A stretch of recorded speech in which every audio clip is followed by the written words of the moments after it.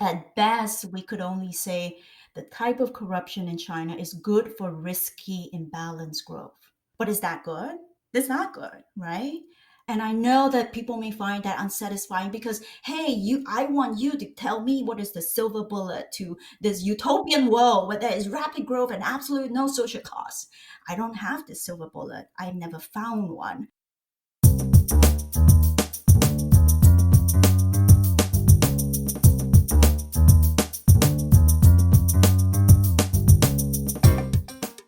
You are listening to In Pursuit of Development with Dan Bannock.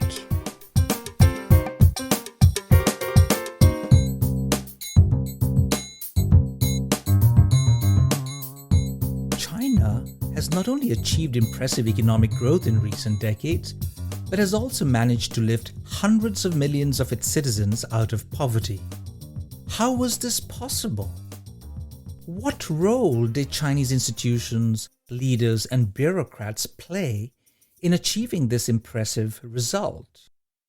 And how and why has China managed to grow so fast for so long despite pervasive corruption? These are some of the questions that I discussed with my guest today.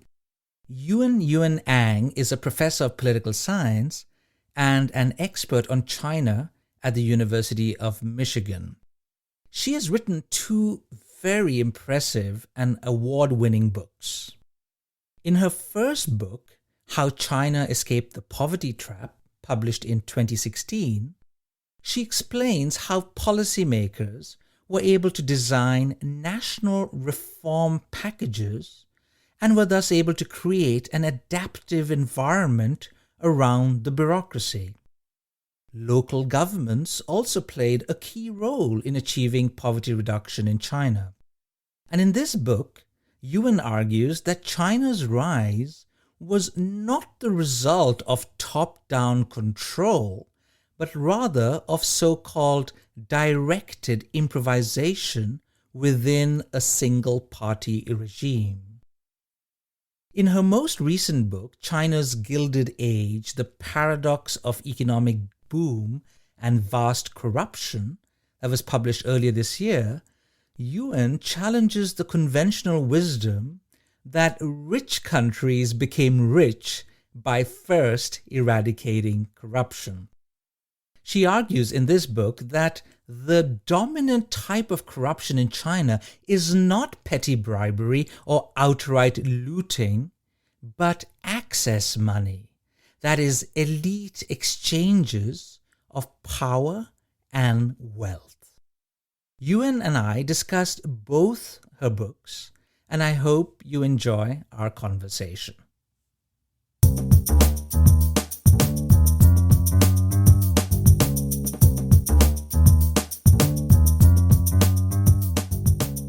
Yuen, you've written two fantastic books, and I'm so thrilled to be able to have a chance to talk with you. Welcome to the show.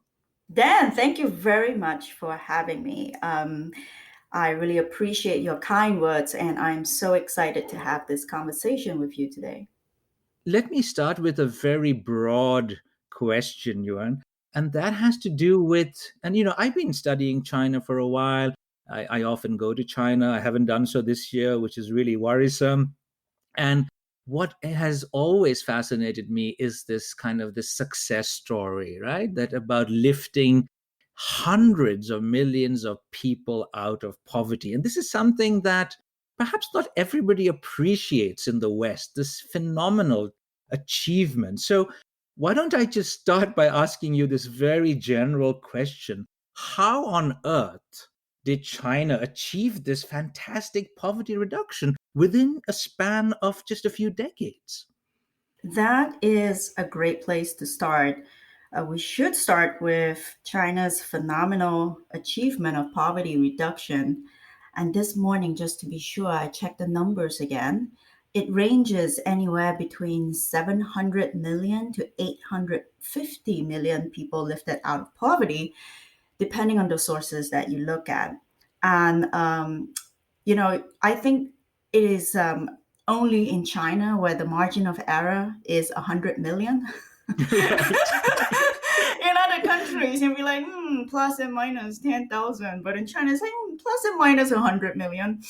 But it's a big number. It's an impressive number. To put things in context, China accounts for at least two-thirds of global poverty reduction.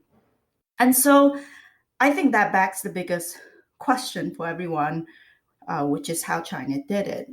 And let me give the short answer. The short answer is rapid national growth.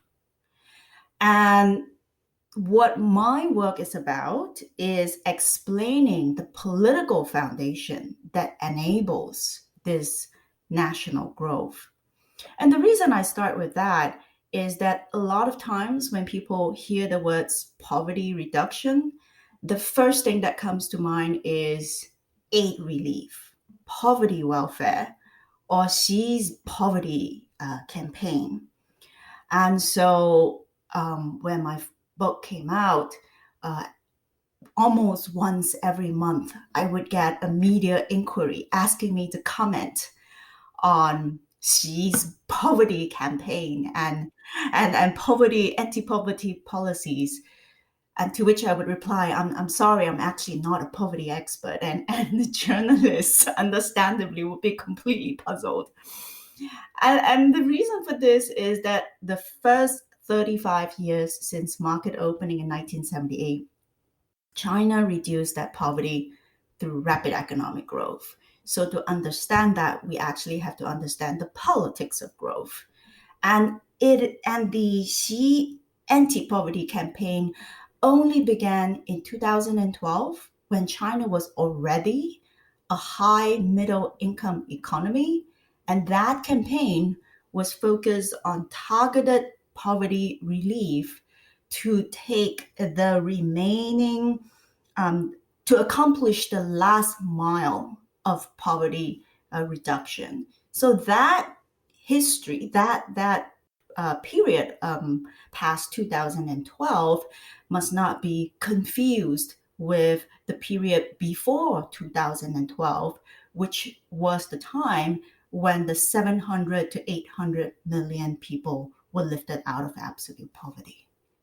I think that's a great point, because there is this kind of feeling sometimes in the West that it is a recent phenomenon. It is all growth related. But some of the works, of course, in the old days, if you can say so, Amartya Sen and Jean Drèze pointed out many years ago that perhaps the seeds of poverty reduction were sown already, 50 years ago. It was much more about investments in human capital, on health and education, and growth further propelled this, but it was this kind of a focus on certain things that were considered to be important that many other countries didn't do. They didn't invest in health and education. So growth in many ways facilitated that initial investments. Do you agree with that?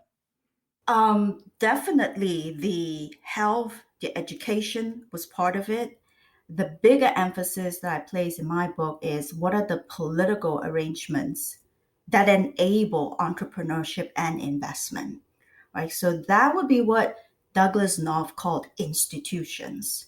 But as a political scientist, I focus particularly on the political institutions. Right. So your first book, How China Escaped the Poverty Trap, I read it many years ago, and I had a look at it recently. And what is particularly interesting is that you actually challenge many of these conventional wisdoms. You basically say that the Chinese example is very different from what you would think is the way to promote economic development, right? So the conventional wisdom that you need good institutions, you need good governance for economic growth, and growth will perhaps also lead to further improvements in governance. And sometimes it may be a question of good enough governance, whatever. But you find that the Chinese case is a combination of very many things. You Mm-hmm. talk about central reformers in China were perhaps more effective when they were adapting, when they were directing, not when they were dictating. Could you elaborate, please, on this concept of direct improvisation, which is a core feature of that first book of yours on how China escaped the poverty trap? Sure. And perhaps before I dive into my answers, I think it would be useful for me to say a little bit about my attitudes toward growth itself. And I think that needs to be emphasized because whenever we have a conversation about growth, it tends to go in two directions. Either people become so obsessed with growth as an intrinsic good without thinking about the social costs that come with it, or they get angry. They were like, oh, Ang only talks about growth and she doesn't acknowledge the other problems that growth creates. And so I think it's necessary to start by saying that um, my own thinking about capitalist growth after having written two books, it's that growth is important. It's absolutely important because if you want to understand how to take people out of poverty, it's so clear that every single case we've seen in history, mass poverty reduction comes from economic growth and entrepreneurship, not from scientific interventions, right? So growth does matter. But at the same time, when I look at the bigger picture, I realize that capitalist growth necessarily comes at many costs. One of them is corruption. You have inequality. You have environmental degradation. So we have seen all of these costs if we look at the history of the West, if we look at the experience of East Asia, and we now see it on a supersized scale in China. Right. So I want to start by kind of prefacing that and acknowledging that I know that capitalist growth is problematic, and I don't claim to know how we can achieve growth without these costs. These costs are real and they're there. But nevertheless, we still want to understand why is it that some countries can manage to produce that growth, whereas many other countries have no growth plus all of the problems that I've earlier listed, right? So the story of how did China in 1978 was a impoverished communist backwater. I think these days we have forgotten how poor China was. If you look at the numbers, if they are of a useful indication, back then China was actually poorer than Chad and Bangladesh. And then, of course, today I need not repeat, we know how far China has come. And so in my book, when I try to tackle this big question, which many people before me had tried to do, I realized that, the problem is not that China is complicated, which of course it is.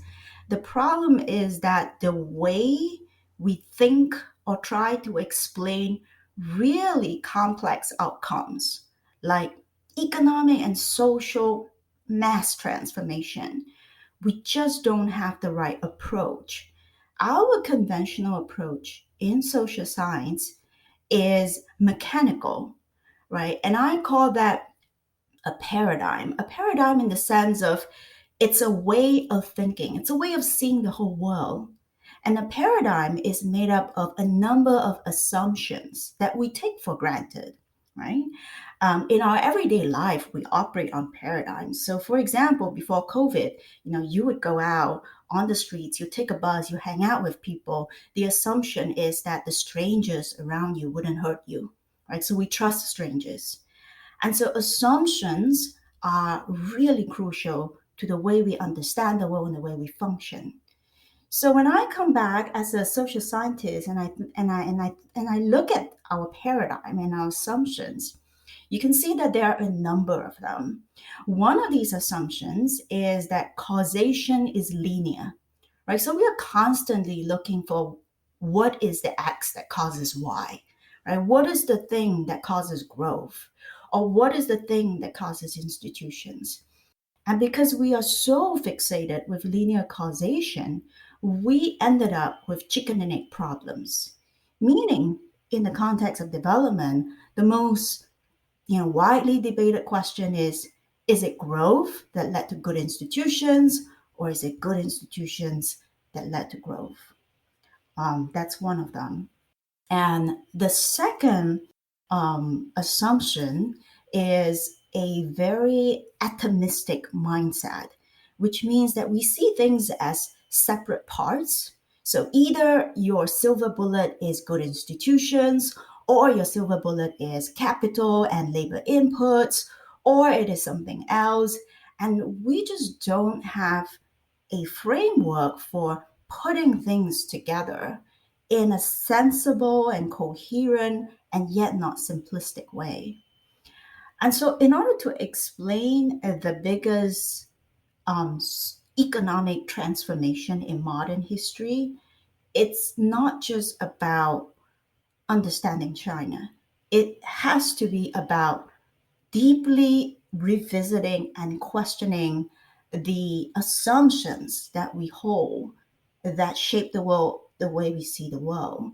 So how China escaped the poverty trap has a decept has I would say I'm not sure if deceptive is the right word or misleading title, but you look at the title and you may think, oh, this must be a book about Xi's poverty campaign. And then when you open it and China, the word China actually doesn't appear in the book until page 7, I think. Because the first 7 pages were about me saying, look, first of all, we don't have the right approach to understanding the world. So we need to see what our limitations are before I can introduce to you my way of telling the story in a whole new angle.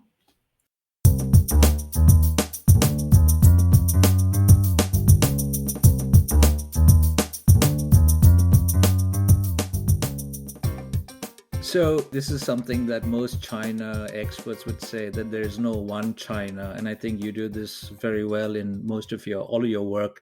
You're talking about several Chinas. It's a huge country, the different regimes, different eras. You're talking about Mao and Deng and Xi. And this is, there's certain things that happened in the initial years that were carried forward. And we'll discuss more about the corruption issue later on. But in terms of improvisation, Yuen, what does it mean? Is it, as you were saying earlier, that we like clear cut causal approaches, but when we try to explain China or many other perhaps success stories, it may be somewhat messy, that there are things happening all at once or not necessarily following in some sequential order. Roll up your sleeves and just get doing rather than thinking about the conditions that have to exist before the next set of issues can be undertaken. So the idea of directed improvisation is basically a generic way of understanding what should be the proper role of governance in the economy. And normally, we think that the role of government should be to regulate and control, particularly in a planned economy. And what my book shows is that the reason why China has been able to be so dynamic after 78 is that it changed the role of governance. And this very much is credited to the genius of Deng Xiaoping.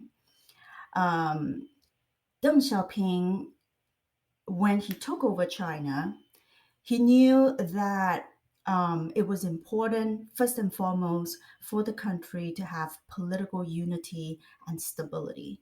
And for that reason, he kept the apparatus of the Chinese Communist Party. He kept the apparatus of what is essentially a one party dictatorship.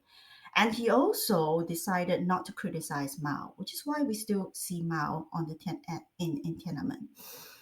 Um, but he knew as well that a one party autocracy had many problems and dangers, that it was so controlling, that it was ossified, information could not flow, people were just pretending and telling lies, and it just didn't work.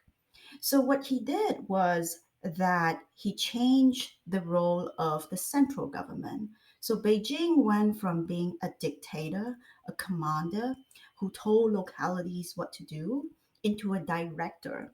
So it focused its work on creating conducive conditions or the platform for local governments to solve local problems based on local knowledge. So that is the improvisation part.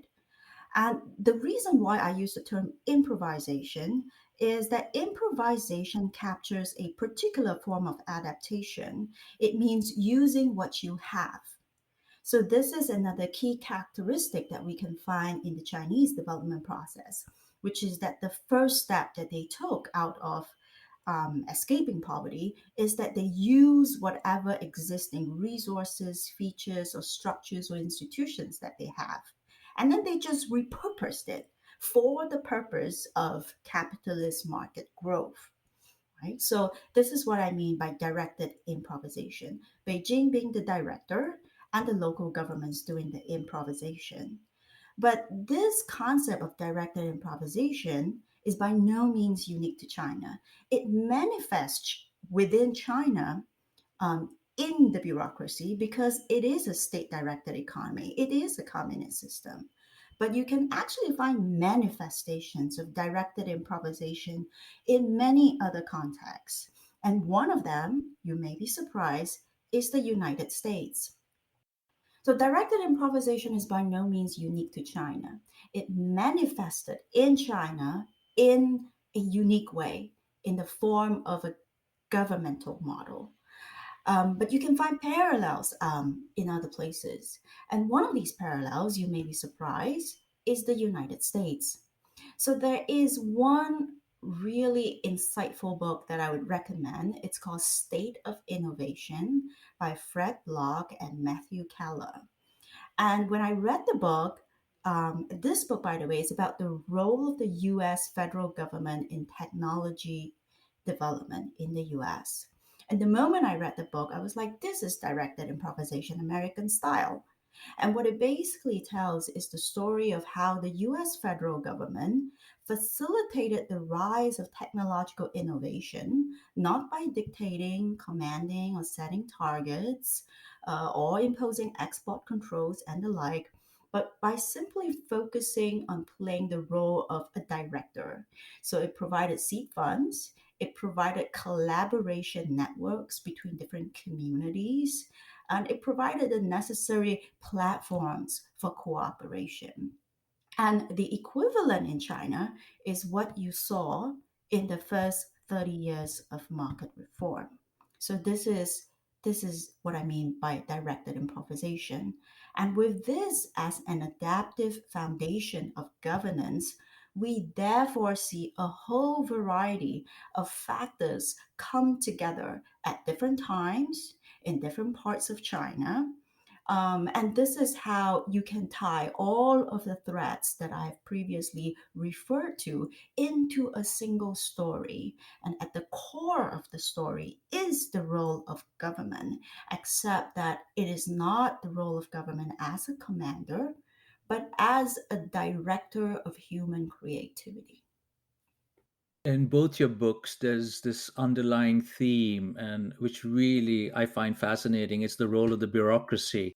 Because I began doing some work on the bureaucracy, looking at Indian administrative officers and their role in directing development, in implementing development programs. This was in the late 90s. And I remember looking at the literature then, and I was extremely frustrated with the paucity of material. There was just so little about public administration in developing countries. Mhm. There was most of the theories, and they still are dominated by public administration in Western Oh, yeah. societies. And I find this theme in your book, in both your books, to be really interesting because in most of this kind of Western discourse in public administration, one talks about the typical, focus on the Weberian principles of bureaucrats being professionals. They're maybe generalists or specialists, but they have to be impartial. There's a distinction between the private and the public spheres. Mm. And all of this makes bureaucrats much more effective. This is important for state capacity. And what I find fascinating in your work is that in terms of your field work in China for both your books, you find actually an administrative structure which is very different from these Weberian bureaucratic norms. And so, how did things work out so well in China despite not having this kind of a, Weberian system? How was this possible? Oh, first of all, let me say that I completely share your frustration with the literature on public administration. And I repeat this, all over my second book. I agree with you. It is Western centric, right? And it not only is Western centric, it is ahistorical. So it emphasizes universal best practices that we should copy from the West, and it gives this picture of to simplify, the West got it right, and therefore it became rich, and these are the Weberian bureaucracies that it puts in place. So it's really frustrating. Back to your question about China. First of all, I have to emphasize that the Chinese system of bureaucracy should not be seen as just a success. Like it's all Hmm. success and it has no problems. That is not true. The Chinese way of creating a very high powered, growth oriented, money centered bureaucracy created both success and tremendous problems because the the normative role of a government and a public administration should be, we believe, to serve a variety of needs beyond economic growth, right?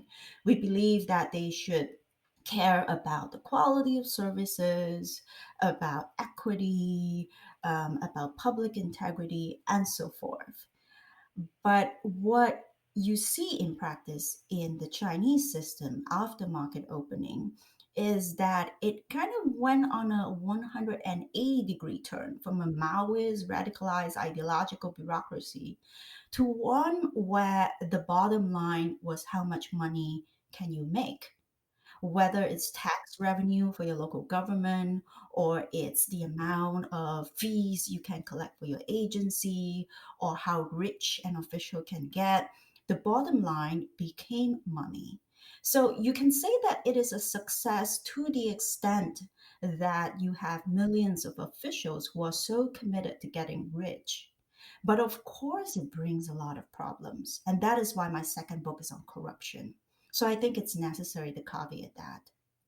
Yeah, and we'll get to the relationship between corruption and development, which really is fascinating in your second book. But I just want to pursue this thing about the Western or the Weberian bureaucracy idea, Ewan, because I suppose one of the problems is that there are certain examples, most notably in East Asia, where there has been much more of a focus on imitating this kind of a model, right? In terms of, Mm, say, in your native Singapore, or and you write about this in terms of the Economic Development Board in Singapore or similar agencies in South Korea and Japan.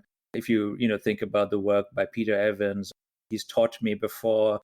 I still remember, as a doctoral student, reading about embedded mm, autonomy. mm, So most developing countries want to have good bureaucracies, and they see this model that has worked perhaps in the West, but also in East Asia, mm, but they still struggle to achieve this. They don't know how to go about it. Is it about recruiting people based on merit, which is often a problem? There are no competitive exams. It is often based on it could be nepotism, contacts. It could be not getting the best people.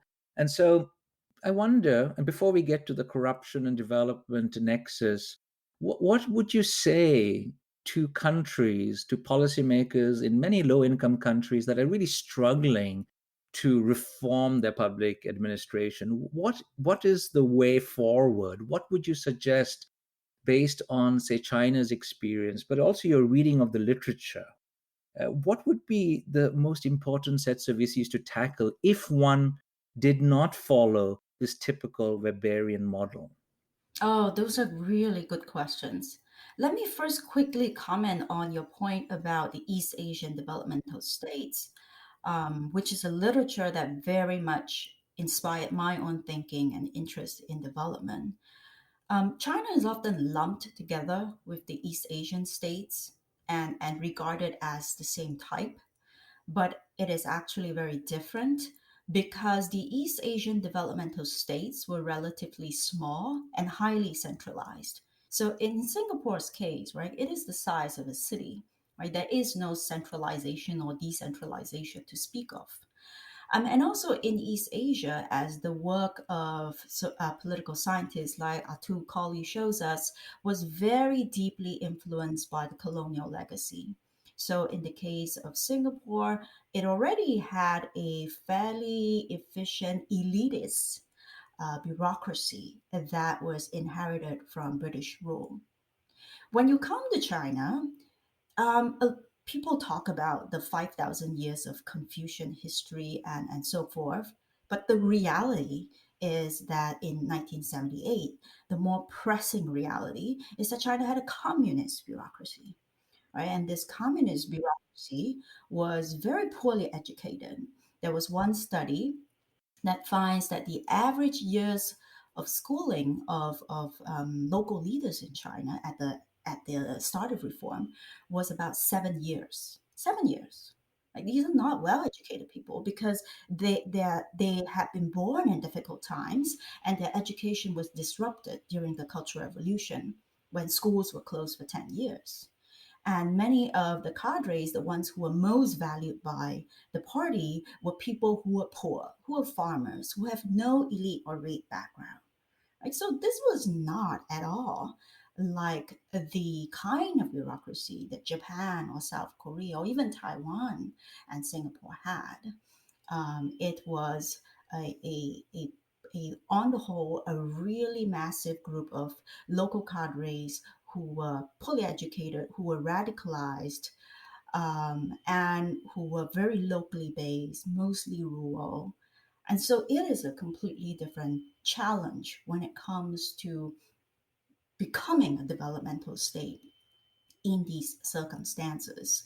And that is why, it's part of the reason why I started on the inquiry in my first book. Like clearly, if you go down to the ground and you interact with these officials, you know they're not barbarian bureaucrats. Like I come from Singapore, I know what a barbarian bureaucrat looks like. These are not barbarian bureaucrats, and so Right. so then it doesn't mean that doesn't mean then that these non-barbarian bureaucrats are failing. Doesn't mean that they are a kind of deficiency. It's not right. It's and so that kind of led me to realize that we have this really strong kind of bias. We have this belief that the only kind of good bureaucracy are the barbarian bureaucracy, the Singaporean types. And then when we look at something like China, you're like, gee, it's not barbarian, but this is not like a failed case either. It's something in between. And so that kind of led me to try to explain exactly what it is. And it's essentially a bureaucracy that is infused with entrepreneurial qualities.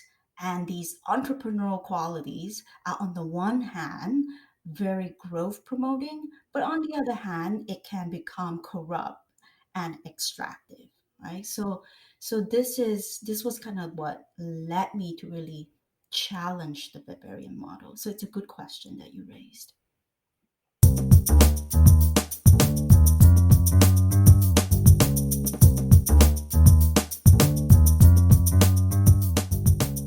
In the second book, you in many ways continue by challenging conventional wisdom. The challenging questions in the first continue here. You're again actually questioning conventional wisdom in terms of, and we can start with this, how should we actually understand corruption? Because you're actually arguing that standard measures of corruption are misleading, Yes. that we should be unpacking, or as you call it, unbundling corruption in different ways, which perhaps would help better explain the fact, and this is where a lot of people perhaps find it very controversial, that corruption Mhm. can sometimes be beneficial for development. So, can we start first, Ewan, by getting you to reflect a bit on why you think there are certain problematic aspects with the way in which we understand and measure corruption today? Great. And let me start by again with an important qualifier. I don't argue that corruption is beneficial for development to the extent that we understand Hmm. development broadly as, quality of life and so forth. I only argue that it stimulates commercial activities, but with perverse consequences. Right. So let me come back. Let me come back and say what are the conventional wisdoms that I challenge in my second book, which is China's Gilded Age. So, the first conventional wisdom that I challenge is the idea that corruption is a poor country problem. Like only the poor have corruption and the rich do not.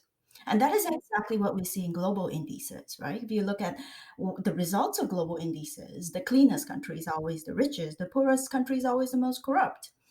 And so, no surprise when you run a regression, the correlation between corruption and poverty will always be significant and very strong because it is measured in this way. It is measured to create that result. And I challenge that in this book. I say that we must unbundle corruption into qualitatively different types. And in particular, we must focus on the type of corruption that prevails in rich countries. And I call that excess money, meaning privileges that you pay to powerful political actors, not because you are being harassed or extorted or trying to get a license faster, but because you're trying to get an exclusive deal or privileges. And the richer a country becomes, access money can become more and more legalized and institutionalized. Right? This kind of corruption, I show in my book, is systematically undermeasured in global indices. We ignore them. We don't want to talk about them. We don't capture them. And so, therefore, we have not paid nearly enough attention to the harm of legalized access money. And the story of China is that it is a newcomer on an evolutionary path that Western countries have taken 1 or 2 centuries ago. So, by looking at China today, it actually helps us to revisit the past and revisit the conventional wisdom in economic history. So, that's the first point. So, in this case, of course, then you're basically saying that some of these countries are no different. I mean, these developing countries are no different from the United States or Europe. And this is something that I often tell my own students, that there is corruption in Italy, there's corruption in the United States, there's corruption in Europe. There's just, it is just not fair to assume that it's only the poorest countries that are corrupt. And I quite like the fact that you emphasize that the kinds of corruption we're talking about in relation to, say, access money is different from the petty corruption or the grand corruption or the corruption of greed. It is different, perhaps, also from speed money. And that when I was reading your second book, it was about the kind of rewards that are extended to certain powerful private sector actors by powerful officials. And these are mutually beneficial. So it's like, win win. And this can take place in any place, but it seemed to have worked perhaps extremely well in China, right? Well, Dan, I would say that cor- the corruption in developing countries is different from rich countries. Okay. They are the same in that they all have corruption. And you can actually see that in the charts that I provide in my book. They all have corruption. The critical difference is that the type and structure of corruption is different between poor countries and rich countries. So the structure is really the crucial point here. So if you look at the poor country like Bangladesh, it has all types of corruption, from extortion to embezzlement, petty bribery, grant access money, whatever, all kinds of corruption. But if you look at, say, a country like South Korea or look at China, the difference is that they are high on access money, but they are low on other types of corruption. So they have managed to diminish or control embezzlement, petty bribery, extortion, lawless bureaucratic behavior, all of those activities that directly impede economic activities. They have stamped out these kinds of harm, but access money continues to prevail. So there is a difference, and that difference lies in the structure rather than in saying that only poor countries are corrupt and rich countries are not. So that's the critical difference. And then when you come to look at the case of China, that kind of access money corruption, which means that instead of being embezzlement or paying petty bribes because I'm being harassed by the police, corruption in China has been increasingly over the years evolving toward businesses paying big bribes to powerful government officials in exchange for special deals and privileges. That is the dominant form of corruption in China. And I know that as soon as I say this, people would jump to the conclusion that corruption is good for growth. But that's not the whole story because it is a two sided story. And that's why I call this form of corruption the steroids of capitalism. It is growth promoting because when you look at the particular stories that I present in the book, this is a type of corruption where the politician is rewarded for facilitating economic activities. It is not a type of corruption that comes from preventing economic activities. So the counter example is India, where the prevalent type of corruption comes from officials throwing hurdles in your way. Right? So they would make you apply for 80 licenses and harass you Right. harass you every day and just make things really difficult for businesses. I remember speaking with Atul Kohli about this many years ago. This whole the transfer, the license Raj. All of these rent-seeking activities of Indian officials. Exactly. And so, in that Indian context, bribes are derived from your ability to block businesses. So, of course, it's growth dampening. Then you look at the Chinese case, it is the reverse. Your ability to collect rents comes from your willingness and capacity to facilitate business. And China takes it to the other extreme. So I quoted from one county where the leader had a slogan saying that anyone who obstructs business is a sinner, right? And Right. they speak of it in religious terms, right? So it's almost become like a religion to promote growth. But does it mean that this is beneficial for development? No, because it comes with many other distorting, perverse outcomes, including inequality, including degradation of environment because growth trumps everything else, and including misallocation of capital because there are certain sectors that are more easily monetized than others. So you see tremendous investment into real estate and building condominiums that only the super rich people can buy. So that is why I have to emphasize that if we insist on using the word good, at best, we could only say the type of corruption in China is good for risky, imbalanced growth.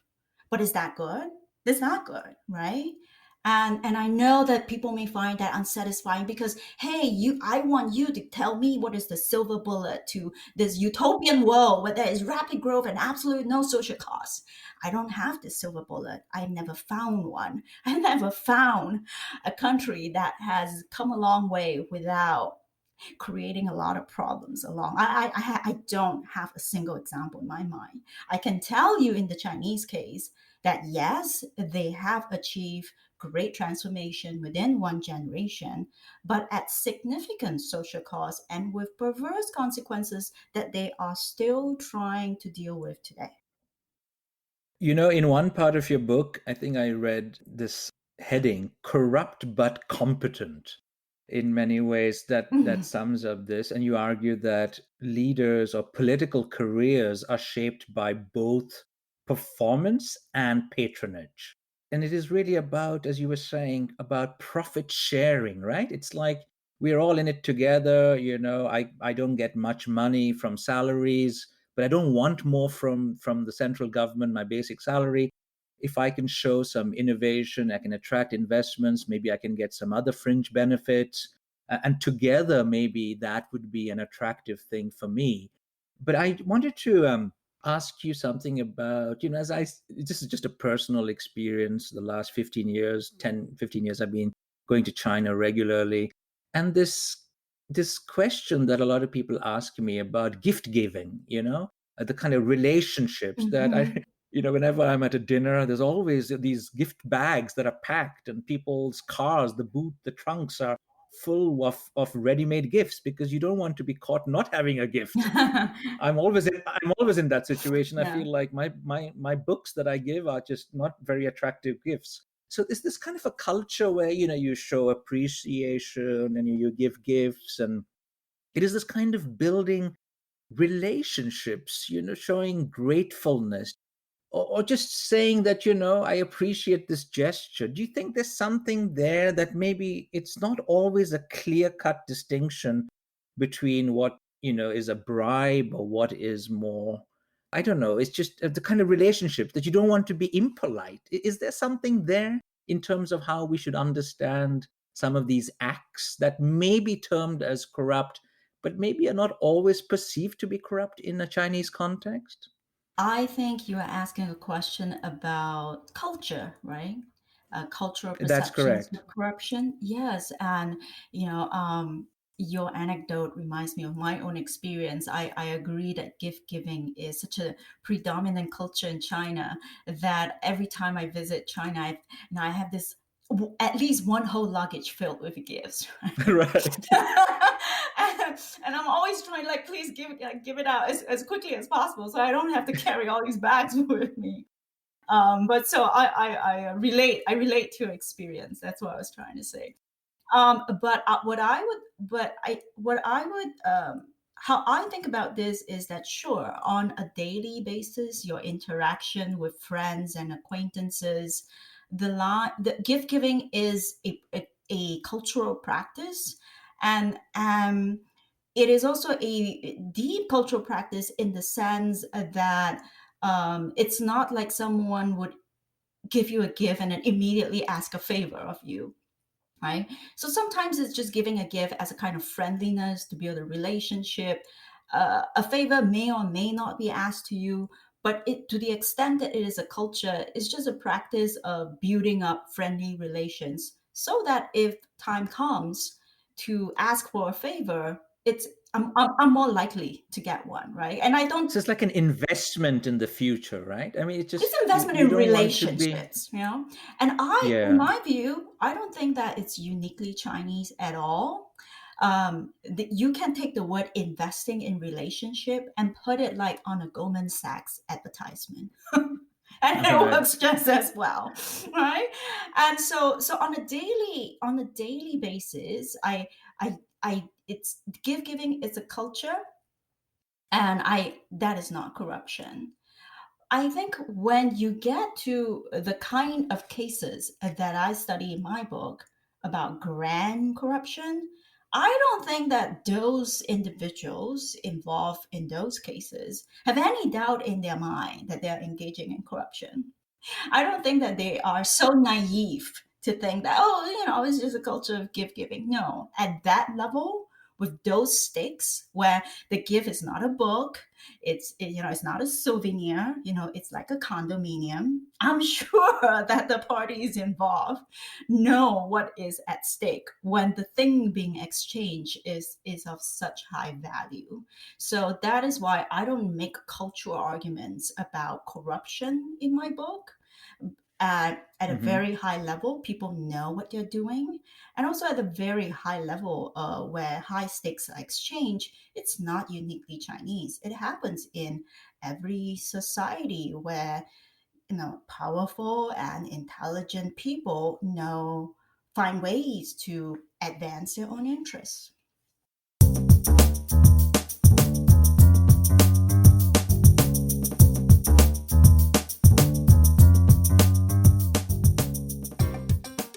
one part of your book, I was fascinated with these two case studies of political superstars, leaders like Bo Xilai, who were seen to be extremely successful and who were suddenly brought down by allegations of corruption. And I really like the fact that you emphasize in large parts of the book that political administrative elites have both career as well as financial incentives to foster development. But not everybody, wants to go about promoting economic growth very enthusiastically, because when you do that, you may end up perhaps being, or you may end up cultivating ties to certain business interests. If you are a political leader, you give certain favors to these people, and you both, as a political leader, of course, your star power increases, you're getting national importance.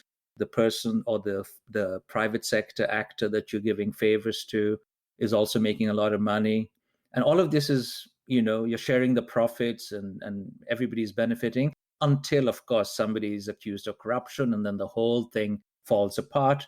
Whoever was part of this machinery or involved in any way is affected. But what I actually quite like is also the fact that you say that not everybody is really looking for this kind of political stardom. That some people, they want to promote growth, but sometimes they just don't want to go right to Beijing. They may be comfortable just, a certain level of growth. They don't need to really outdo anybody else. And so in that sense, maybe the incentive may be more financial. Have I understood you correctly?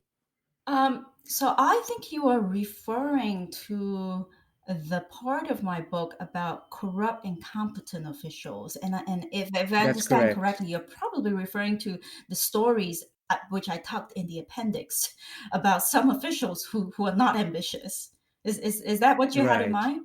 Yeah, I'm referring to both the stories of those who were ambitious, and then there were some who were not. Right, right. They're two very different stories. So it's not just like everybody is ambitious and everybody wants political power. Some people say, no, I'm fine where I am. Yeah, and I'm glad you brought that up. It's one of the few times where I sort of regret putting the story in the appendix. And so Hmm. if people are interested, you might want to check out. There are these. So let me get back to the whole chapter. The chapter is about explaining one of the central paradoxes in the Chinese political system, which is that a lot of the corrupt officials are actually famous for being highly competent, and Pusilai is one of them. He's the most famous or notorious of all. But there are many others, simultaneously corrupt and competent. And then in addition to this dominant type, there are other varieties of officials. And these are the ones that I put in the appendix. And one of them, which I use as sort of an exemplifier, is an official who is not corrupt, and not competent. And his name is Liu Mingqian. And I thought his story was really fascinating because he is actually kind of famous for being morally upright, and he didn't commit corruption. He would dine in the canteen, and he would pack his own dinner, so he was not involved in banquets or deal making, and he was the kind who just wanted to be safe in his position and then retire peacefully.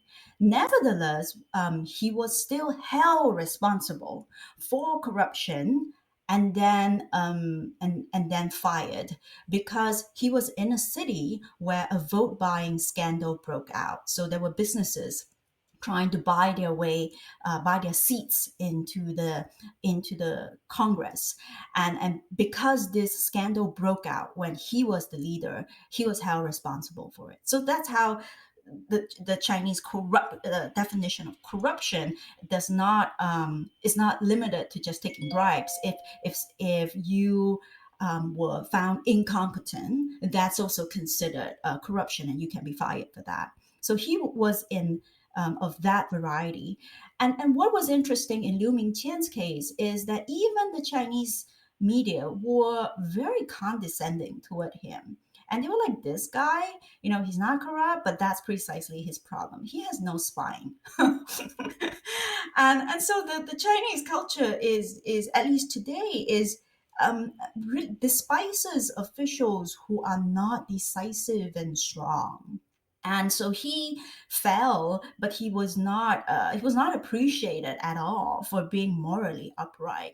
Whereas if you look at how people perceive Bo Xilai or Ji Jianye, the corrupt and competent officials, there's a kind of mixed feelings, and some of them are genuinely loved by residents despite their corruption.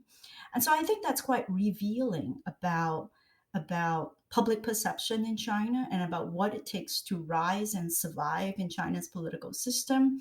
Even if you choose to be really conservative and not corrupt, it doesn't mean that you'll be safe in your seat, because as soon as something goes wrong, you can still be blamed for it, and nobody would have appreciated you for being weak.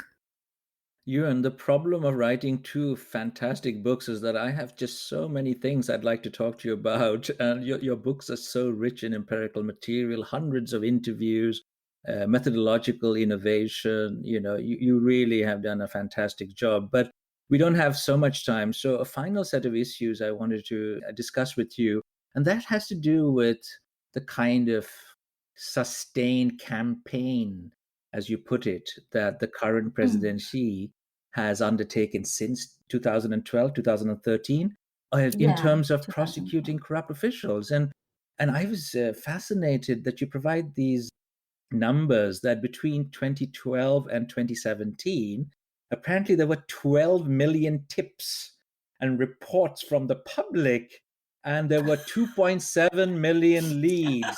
1.5 million cases were investigated.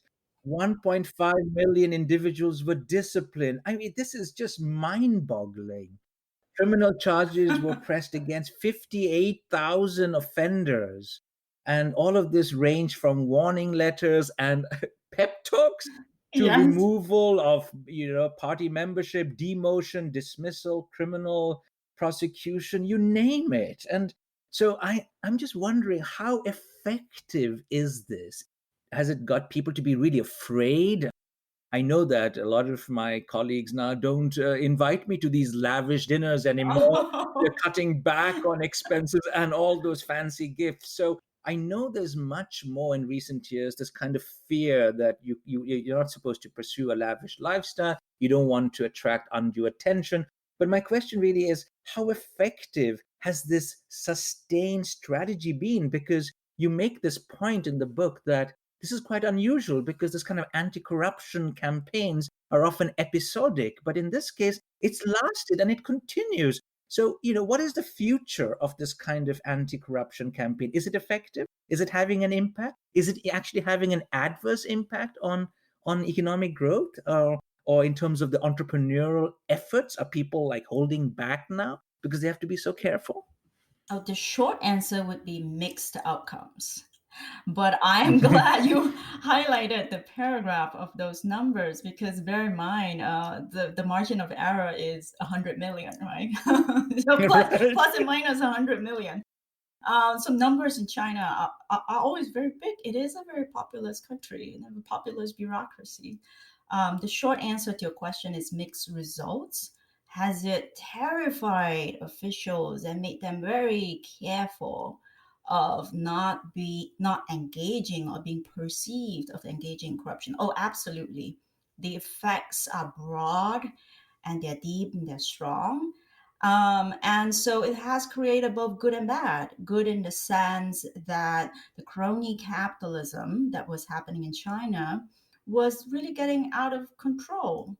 And by the time she took office in 2012, his arrival in office was preceded by the Bo Xilai scandal, right? And it really showed just how bad crony capitalism had become, to the extent that officials were so enriched that they could defy the central. So that, on the one hand, was a necessary strong action to take, but on the other hand, the it had a real chilling effect on the bureaucracy, which is why it eventually created a new kind of bureaucratic problem known now in China as lazy governance. And the state council actually had to warn the individuals against being lazy, which is very unusual in Chinese politics because Chinese bureaucrats, if anything, are known for being over enthusiastic rather than being lazy. And so that is the backlash to this strong action. So, in short, for any given policy in China, because it is almost always extreme, the outcome is mixed. It's never a complete success story, even on the front of economic growth. There's always this impressive result, but we must always remember that this impressive result comes with some serious backlash as well. And this is true of almost every dimension of policy implementation in China. Yuen, it was such a pleasure to speak to you today. I really enjoyed our conversation. Thank you so much for coming on my podcast. Oh, thank you so much, Dan. Well, thank you so much for your time. And you are such a thoughtful interviewer that it's very easy to kind of think through things and make nuanced arguments. It's really because you are such a talented interviewer. You make people think.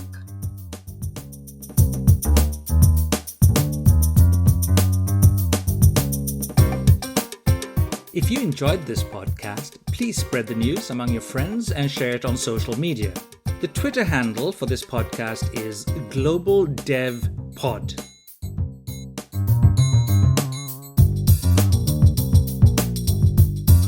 Thank you for listening to In Pursuit of Development with Professor Dan Bannock from the University of Oslo's Center for Development and the Environment. Please email your questions, comments, and suggestions to inpursuitofdevelopment@gmail.com.